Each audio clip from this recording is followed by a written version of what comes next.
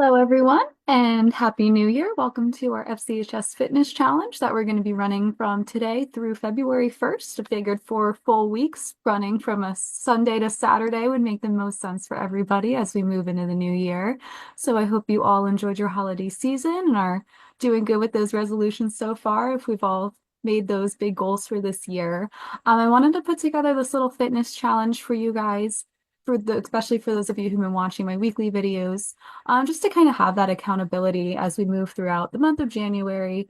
A lot of times we can add some new things in, or we can kind of create these really big goals, and it's hard to kind of stick with them.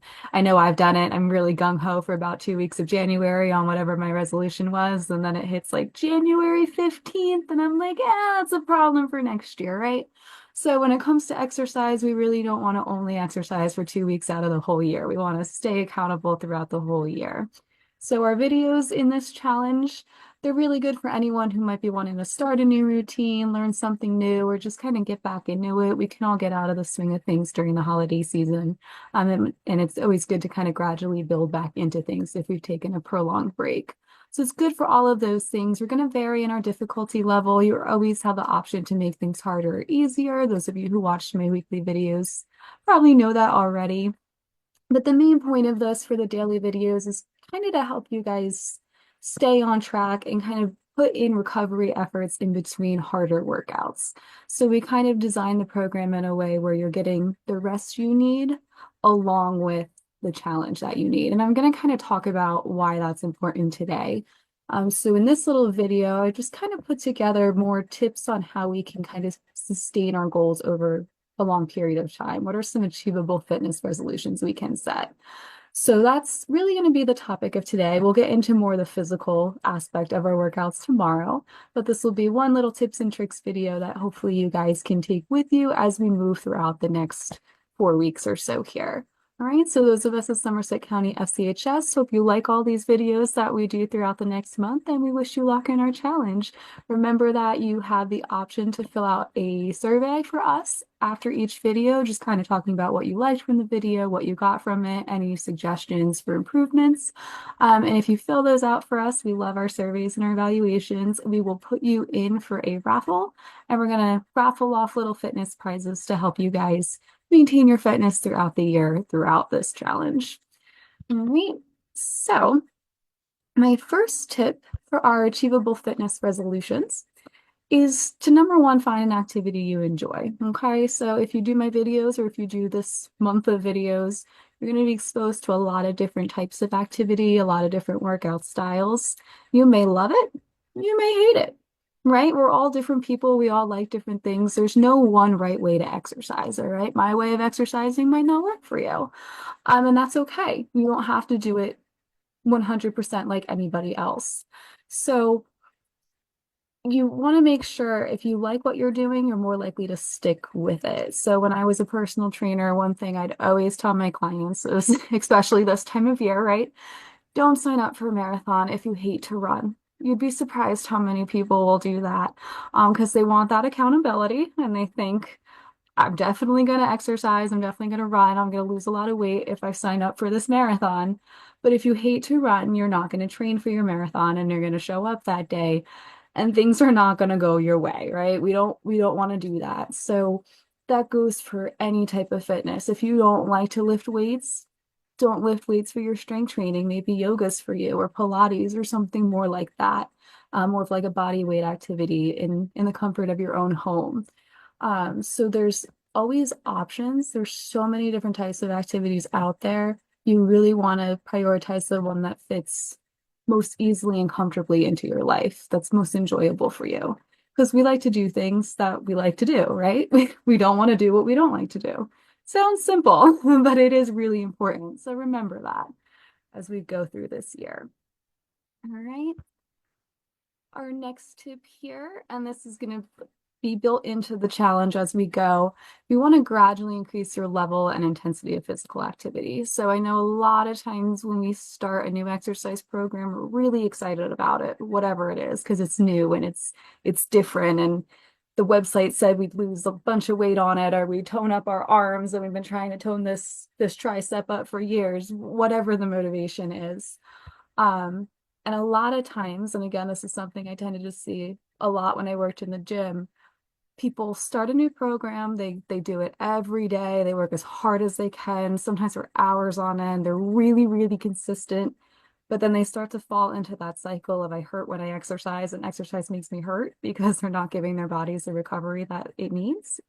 And then they kind of fall off the face of the earth again, for a long time, or however, however many months, or maybe even until the next year, until they're ready to start another new thing. So it's human nature to do that. We tend to be very all or none. Um, and it can be really easy to fall into that none when things start to not go our way, or it starts to hurt, or it's harder than we thought it would be. So it's really important with exercise to give our bodies a chance to adjust to this new stimulus. Okay. So if we're starting from scratch, we haven't exercised in a while, or we've never really been active, you really only want to do maybe 1 to 2 sessions a week. And then when you feel like you're not really getting sore from that, you don't feel as tired, you feel pretty good after, then we can add in another session or maybe 2 sessions if we really feel up to it. So you want to add little bouts each week, not 7 days at once, okay? Um, 1 to 2, and then as 1 to 2 feels good, maybe 3. 3 feels good, we add 4 until we get to that desired amount of days per week that we want to be exercising, okay? The recommendation for adults is 150 minutes of moderate level exercise per week. However, that fits in for the week for you is more than fine, okay? We don't have to do every single day. Tends to be easier to spread it out over a period of days, but we want to first work to building that minimum time frame in a way that works for us, that our bodies can support before we add in too much activity. Okay, and same thing with the intensity level. So a lot of times we think we'll see the most results if we work as hard as possible. But if our body's not prepared to work as hard as possible, we can actually hurt ourselves and do ourselves a lot of damage. So before you kind of seek out those hardest classes or lift the heaviest weights at the gym or go as fast as possible on the treadmill, we want to make sure we have the proper form. Okay, we learned how to move correctly before we start challenging ourselves with how fast or how heavy we move. You want to make sure you have sufficient strength in your muscles. So that doesn't even have to be, lifting 20 pounds over your head. It's just, is your core strong? Can your legs handle your own weight? Do you have these aches and pains after exercising, or is your body kind of able to handle itself, right? We want that sufficient strength. We want that good form. You also want a strong cardio endurance base too, okay? So we want the endurance to handle the activity we're doing before we add more onto that. So a good way to do that is just, if we're starting from scratch, let's go out and walk, maybe 10 minutes. Add add 10 minutes each week until that gets too easy. We started to kind of build that base. We've extended how long we can walk for. Maybe now we can walk a half hour straight. We're pretty happy with that. Now we add in some hills. Now we make that walk a little bit harder. But if the first time we go out and walk, if we decide to go hiking up a really high mountain, it might not go so well. Okay. We might not be prepared to do that. Our legs might not be ready for that yet. Our low back, everything like that. So really important to be gradual. I know it's not fun. I know it can be kind of a drag to take a while. We want to see results instantly because we're kind of in that age of technology. Everything's instant gratification, but you can order fitness on Amazon overnight. We do have to put the work in to get there. I wish it just showed up at my door in the morning, but it doesn't work like that. If we want to avoid injury, if we want to support those long-term exercise habits, gotta be gradual. We have to build up slowly. Okay. And the next tip I have, and I'm really passionate on this one too, is that pain isn't always gain. I know that was a big thing in high school. The pain is gain and all of that. If you're not in pain, you're not working hard enough. And that also isn't true. We can also do a lot of damage to ourselves if we're constantly trying to fight through pain and work harder even after our bodies are begging us to stop. So as you participate in an exercise program, if you're brand new, even if it's something new, you've challenged yourself with the higher intensity level, a heavier weight, or just maybe a new way of moving, or if you're returning after a period of time, you might notice some soreness, all right? And that's normal. Normally begins within hours to two, sometimes even 3 days, 2 to 3 days after that kind of effort.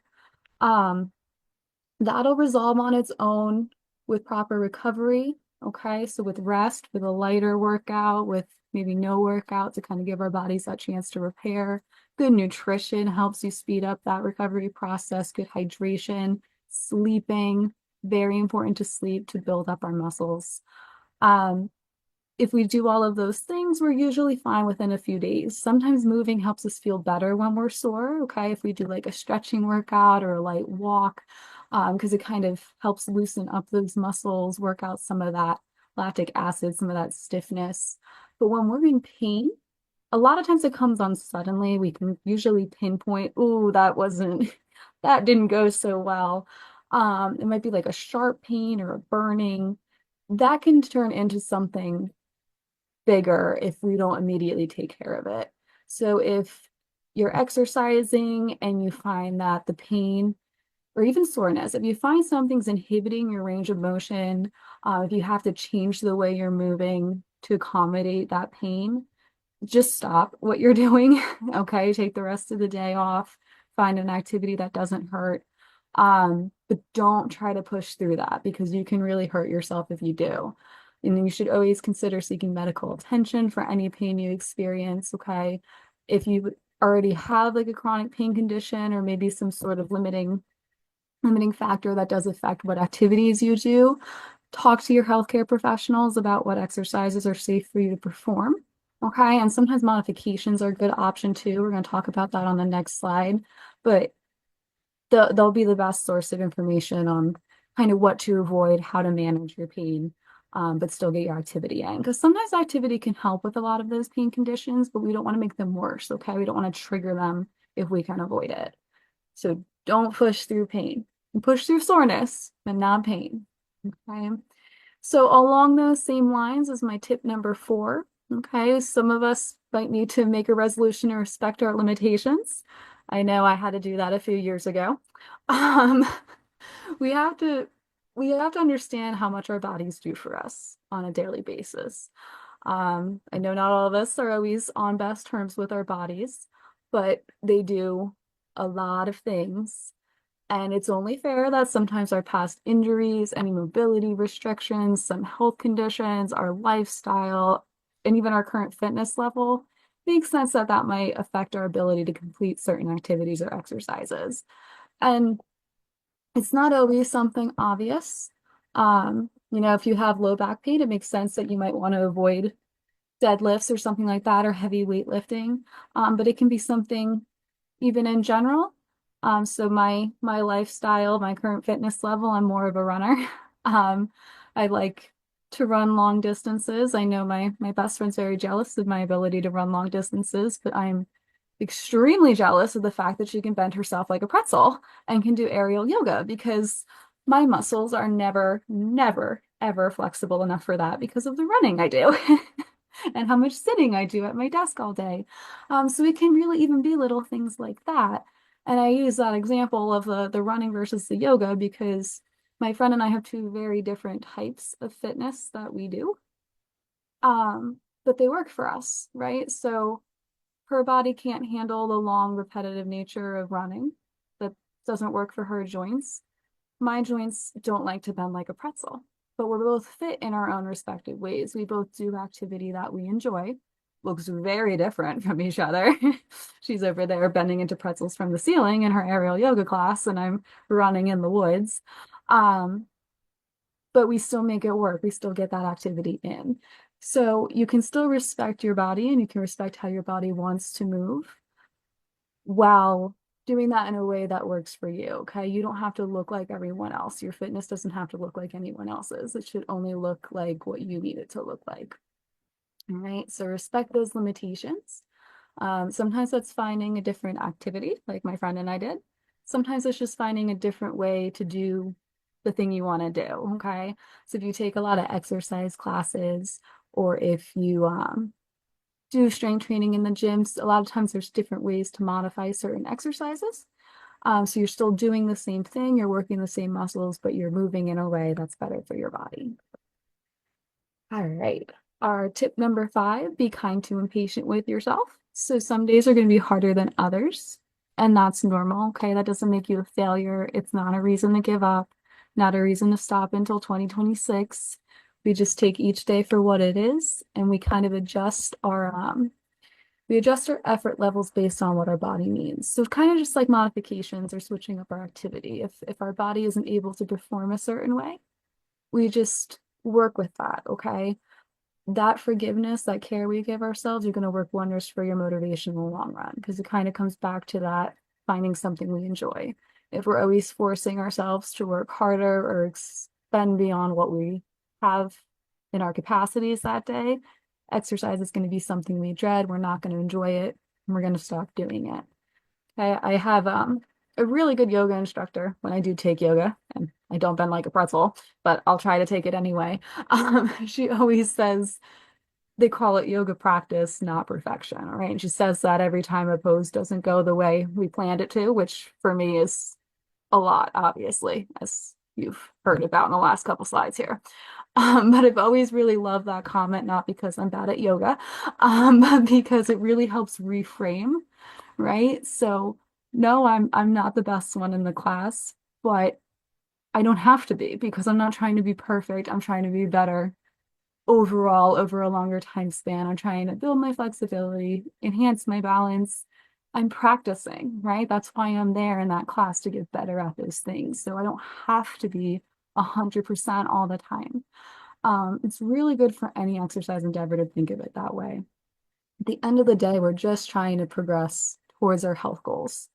And we need the good workouts to do that. We also need the bad ones to do that, right? The bad ones make us stronger. And then the good ones also make us stronger. There's no way to lose with that, right? So be kind to and patient with yourself. All right. The second to last one here, number six, before you skip a planned workout, I always tell people this. If you're really tired, you really don't want to exercise, you had something on the calendar though, just try to do 5 minutes of it. It doesn't even have to be the same thing. Okay. If I have a run scheduled and I'm at work all day and I get out and the last thing I want to do is run, I tell myself I'm just going to walk for 5 minutes. And a lot of times, if you start some kind of activity, it's that whole Newton's laws of motion, right? Objects at rest will stay at rest, while objects in motion will stay in motion. If you start moving, chances are you're going to finish once you start. Okay. So even if it's not the same exact activity, you might still finish doing something that you started. You might finish that walk you went on. You might finish that little quick yoga video you did. Um, so that can help us. If we just get started, it can help break that lack of motion up. And if we don't feel motivated after that 5 minutes, chances are your body needed that rest anyway. Maybe that's why you were so tired. But then at least you still got 5 minutes of activity in, right? And otherwise you would have had zero. So any movement is always going to be better than no movement. So see if you can kind of get that motivation that way to go through your intended plan. And if not, that's okay. Still got 5 minutes. And then my last one is my personal favorite. Set a resolution this year, regardless of what other goals you have, but try to shift that motivation to exercising for what you want your body to be able to do more than what you want it to look like. Okay? Because a lot of times we don't notice our physical selves changing. Even if we're really consistent with our eating, with our activity, with our sleep, whatever it is, it takes a long time for us to notice muscles kind of developing, getting that toned look, losing weight, fitting into our clothes, whatever it may be. Um, but all that is happening. It's just hard for us to notice it because we see ourselves every day, right? But if we kind of stop every now and then and reflect not on what we look like, not on what we see, but how we feel.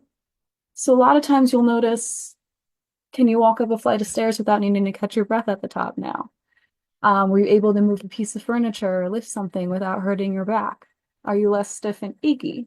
Right? How's your mood been? Has it started improving? Are you happy and you don't really know why? You're getting out of bed in the morning and you have more energy? Are you falling asleep faster, sleeping better? Maybe you're less stressed. Maybe you kind of have that accountability to eat healthier. You don't have to work as hard to do that. It's just kind of coming naturally because it's supporting your other health goals.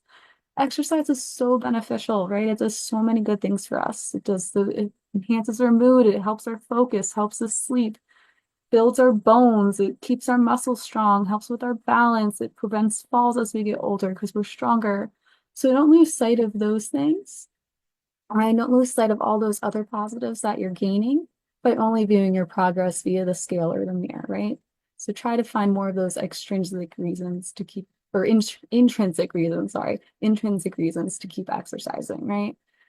So that's really important. That helps us long term too, because if we have those more personal goals, more wanting to exercise for all those internal reasons, we sustain it faster because eventually we hit that weight loss goal and then it's kind of like, well, what do we do now? But if we're exercising because we want to be strong, we want to lift boxes without hurting ourselves, whatever it may be, we're more likely to stick with it because that's kind of a reward that keeps on giving. Um, so yeah, these were my 7 tips, my 7 resolutions that you guys can try for this year. You'll see that my videos as we go about this challenge will kind of really embody those those 7 tips as we go through this. So thank you for watching. And we're going to get started tomorrow. We're going to ease in more with a stretching activity, and then we'll build in some intensity throughout the week. So look forward to seeing you all, and I hope you enjoy the challenge and good luck.